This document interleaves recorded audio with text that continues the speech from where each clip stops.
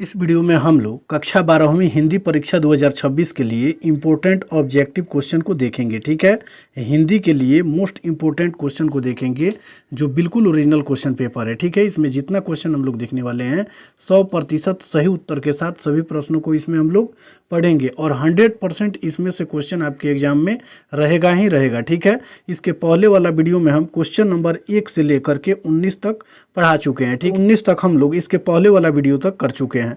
इस वीडियो में हम लोग क्वेश्चन नंबर 20 से आगे करेंगे। ठीक है, और ये बिल्कुल ओरिजिनल पेपर है तो ठीक है, इसमें हम लोग क्वेश्चन नंबर 20 से 50 तक के ऑब्जेक्टिव को करने वाले हैं। अगर वीडियो पसंद आए तो अंत में आप वीडियो को लाइक जरूर कीजिएगा, आ रहा है तो हाइप भी आप कर दीजिएगा, और अच्छा लगे तो इसी प्रकार का वीडियो देखने के लिए आप चैनल को सब्सक्राइब जरूर कर लीजिएगा। ठीक है, चलिए सबसे पहले हम लोग देखेंगे क्वेश्चन नंबर 20 में दिया हुआ है आत्मा शब्द का विशेषण क्या होगा। ठीक है, ऑप्शन नंबर ए में दिया हुआ है आत्मज, बी में आत्मिक, सी में आत्मजा और डी में इनमें से कोई नहीं। तो चलिए इसका आंसर कीजिए। ऑप्शन नंबर बी आत्मिक, यानी आत्मा का जो विशेषण होगा आत्मिक होगा। चलिए फिर आगे वाला 21 नंबर क्वेश्चन को हम लोग देखेंगे कि माँ एकांकी में बिस्नी चारपाई के पास मेढ़े पर बैठी क्या करती दिखाई देती है। तो ऑप्शन नंबर ए में दिया हुआ है सूत काटती है, बी में स्वेटर बुनती है, सी में चटाई बनाती है, डी में चावल चुनती है। चलिए इसका आंसर बताइए, इसका सही आंसर क्या होगा। देखिए इसका सही आंसर हो जाएगा ऑप्शन नंबर ए सूत काटती है। ठीक है, सिपाही की माँ जो एकांकी है उसमें बिस्नी चारपाई के पास मेढ़े पर बैठ करके सूत काटती है। क्या करती है? सूत काटती है। चलिए फिर 22 नंबर क्वेश्चन को देखेंगे। 22 नंबर क्वेश्चन में दिया हुआ है कि सरैया मनताल का जल निम्न में से कैसा है। सरैया मनताल का जल निम्न में से कैसा है। तो ऑप्शन नंबर ए में दिया हुआ है चंचल, बी में स्थिर, सी में गहरा और डी में गंदा। चलिए इसका आंसर कीजिए कि इसका सही आंसर क्या होगा। इस प्रश्न का सही उत्तर ऑप्शन नंबर बी हो जाएगा स्थिर। ठीक है, यानी सरैया मन जो ताल है उसका जल स्थिर है। चलिए फिर 23 नंबर क्वेश्चन को देखेंगे। 23 नंबर क्वेश्चन में दिया हुआ है कि वैशाली महोत्सव का बीजारोपण निम्न में से किसने किया। वैशाली महोत्सव का बीजारोपण निम्न में से किसने किया। ऑप्शन नंबर ए में दिया हुआ है मलयज, बी में भगत सिंह, सी में जगदीश चंद्र माथुर और डी में बालकृष्ण भट्ट। चलिए इसका आंसर कीजिए कि इसका सही उत्तर क्या होगा। 23 नंबर क्वेश्चन का सही आंसर ऑप्शन नंबर सी हो जाएगा जगदीश चंद्र माथुर। ठीक है, चलिए फिर आगे वाला क्वेश्चन देखेंगे।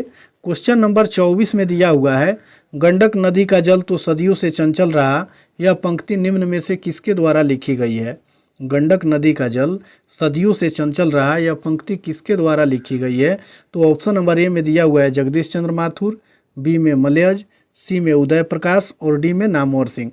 चलिए इसका आंसर कीजिए कि इसका सही आंसर क्या होगा। देखिए इसका सही आंसर हो जाएगा ऑप्शन नंबर ए जगदीश चंद्र माथुर। ठीक है, यानी नदियों का गंडक नदी का जल सदियों से चंचल रहा है, यह पंक्ति किसके द्वारा लिखी गई है। तो जगदीश चंद्र माथुर के द्वारा लिखी गई है। और जगदीश चंद्र माथुर ने ओ सदा नीरा पाठ को लिखा है। किस पाठ को लिखा है? ओ सदा नीरा पाठ को लिखा है, और उसी ओ सदा नीरा पाठ का ये पंक्ति है। ठीक है, चलिए फिर आगे वाला क्वेश्चन देखेंगे। क्वेश्चन नंबर 25 में दिया हुआ है पठित पाठ के आधार पर निम्न में से कौन थी। ऑप्शन नंबर ए में दिया हुआ है विष्णु की बेटी, बी नंबर में दिया हुआ है सिवनी की बेटी और सी में रजनी की बेटी और डी में सुखनी की बेटी। चलिए इसका सही आंसर कीजिए कि इसका सही उत्तर क्या होगा। इस प्रश्न का सही उत्तर ऑप्शन नंबर ए हो जाएगा विष्णु की बेटी, यानी मुन्नी जो है वो पठित पाठ के आधार पर विष्णु की बेटी है। चलिए फिर आगे वाला 26 नंबर क्वेश्चन को देखेंगे। इसमें दिया हुआ है कि फिर भी कोई कुछ न कर सका, छिन ही गया खिलौना मेरा, यह पंक्ति किस शीर्षक कविता से है।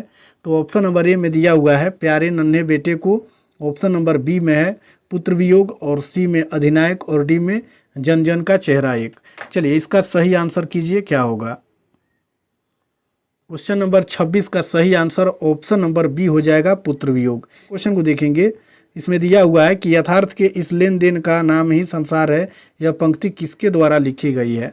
Option number A Namvar Singh, option number B Malayaj, option number C Bhagat Singh और option number D Chandradhar Sharma Guleri. चलिए इसका आंसर कीजिए कि इसका सही आंसर क्या होगा। इस प्रश्न का सही आंसर ऑप्शन नंबर बी हो जाएगा मलयज। क्या हो जाएगा? मलयज। ठीक है, चलिए फिर आगे वाला क्वेश्चन देखेंगे। 28 नंबर क्वेश्चन में दिया हुआ है, सूबेदार बोला लहना सूबेदारनी तुमको जानती है बुलाती है जा मिला, यह कथन किस शीर्षक पाठ से है? तो ऑप्शन नंबर ए में दिया हुआ है, ए में दिया हुआ है तिरिच, बी में जूठन, सी में रोज और डी में उसने कहा था।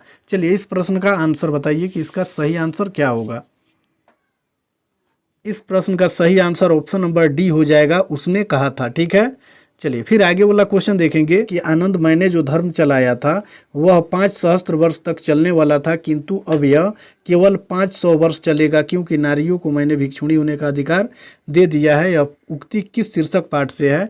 तो इसमें ऑप्शन नंबर ए में दिया हुआ है अर्धनारीश्वर, बी में उसने कहा था, सी में संपूर्ण क्रांति और डी में शिक्षा। चलिए इसका सही आंसर बताइए कि इसका सही आंसर क्या होगा।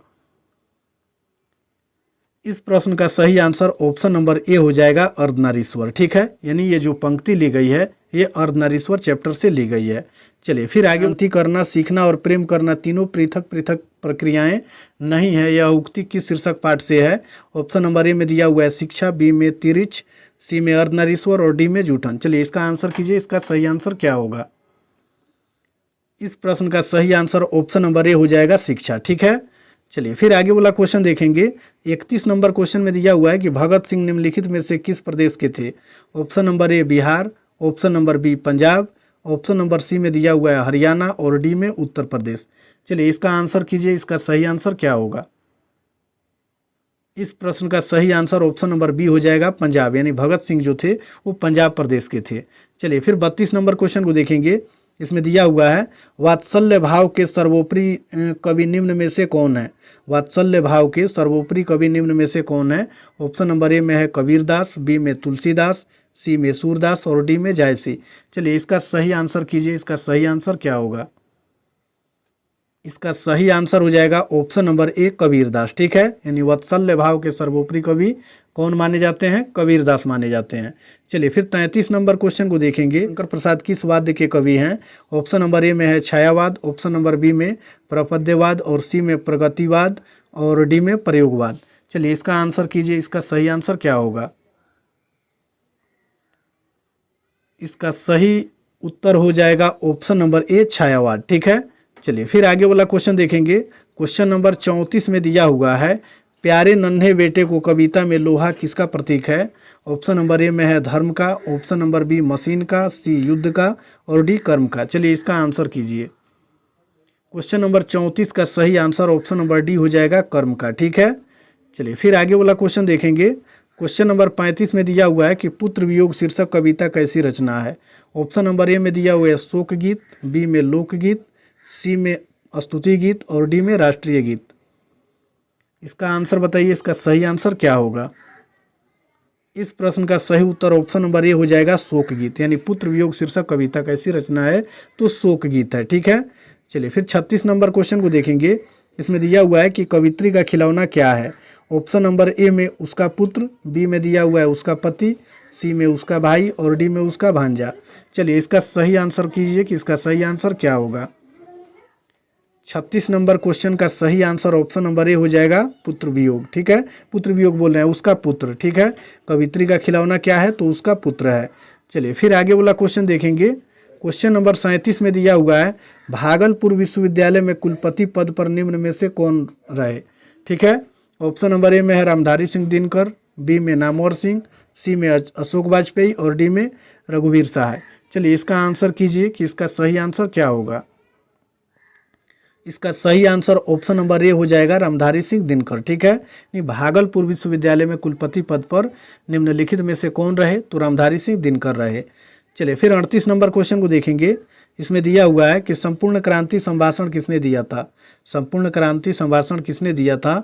ऑप्शन नंबर ए में दिया हुआ है जयप्रकाश नारायण, बी में दिया हुआ है महात्मा गांधी, सी में इंदिरा गांधी और डी में इनमें से कोई नहीं।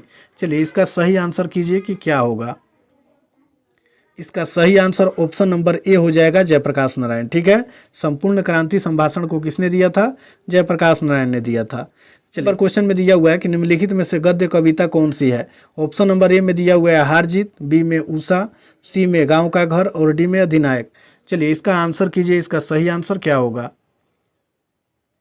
इसका सही आंसर ऑप्शन नंबर बी हो जाएगा उषा, यानी निम्न में से गद्य जो कविता है वो उषा है। ठीक है, चलिए 40 में दिया हुआ है कि अधिनायक शीर्षक कविता निम्न में से किस प्रकार की रचना है। ऑप्शन नंबर ए में व्यंग्य कविता, ऑप्शन नंबर बी में श्रृंगारिक कविता, सी में वात्सल्य कविता और डी में हास्य कविता। चलिए इसका सही आंसर कीजिए, इसका सही आंसर क्या होगा। इसका सही उत्तर ऑप्शन नंबर ए हो जाएगा व्यंग्य कविता। ठीक है, चलिए फिर आगे वाला क्वेश्चन देखेंगे। 41 नंबर क्वेश्चन में दिया हुआ है परिश्रम शब्द का विलोम क्या है। परिश्रम शब्द का विलोम क्या है। ऑप्शन नंबर ए में दिया हुआ है मेहनती, बी में विश्राम, सी में मेधावी और डी में तेजस्वी। चलिए इसका आंसर कीजिए, इसका सही आंसर क्या होगा। इसका सही आंसर ऑप्शन नंबर बी हो जाएगा विश्राम, यानी परिश्रम का विलोम क्या होगा, विश्राम। चलिए फिर 42 नंबर क्वेश्चन को देखेंगे। इसमें दिया हुआ है आगामी शब्द का विलोम क्या है। आगामी शब्द का विलोम क्या है। ऑप्शन नंबर ए में दिया हुआ है आगत, बी में विगत, सी में प्रतिगामी और डी में निर्गत। चलिए इसका सही आंसर बताइए, इसका सही आंसर क्या होगा। 42 का सही उत्तर ऑप्शन नंबर बी हो जाएगा विगत, यानी आगामी शब्द का जो विलोम है वो विगत है। फिर 43 नंबर क्वेश्चन को देखेंगे। इसमें दिया हुआ है कृष्ण शब्द का विलोम क्या है। कृष्ण शब्द का विलोम क्या है। ऑप्शन नंबर ए में दिया हुआ है शुक्ल, बी में नीला, सी में पूर्णिमा और डी में काला। चलिए इसका आंसर कीजिए कि कृष्ण शब्द का विलोम क्या होगा। इसका सही उत्तर हो जाएगा ऑप्शन नंबर ए शुक्ल। ठीक है, कृष्ण शब्द का विलोम क्या होगा, शुक्ल होगा। नंबर क्वेश्चन में दिया हुआ है कि कमल शब्द का पर्यायवाची क्या है। कमल शब्द का पर्यायवाची क्या है। तो इसमें ऑप्शन नंबर ए में दिया हुआ है सरोज, बी में निरधि, सी में फूल और डी में पुष्प। चलिए इसका आंसर कीजिए कि इसका सही उत्तर क्या होगा। इस प्रश्न का सही उत्तर ऑप्शन नंबर ए हो जाएगा सरोज। ठीक है, चलिए फिर आगे वाला क्वेश्चन देखेंगे। क्वेश्चन नंबर 45 में दिया हुआ है झंझट शब्द का पर्यायवाची क्या है। ऑप्शन नंबर ए में दिया हुआ है निकट, बी में बवाल, सी में आसानी और डी में दूर। चलिए इसका सही आंसर कीजिए, इसका सही उत्तर क्या होगा।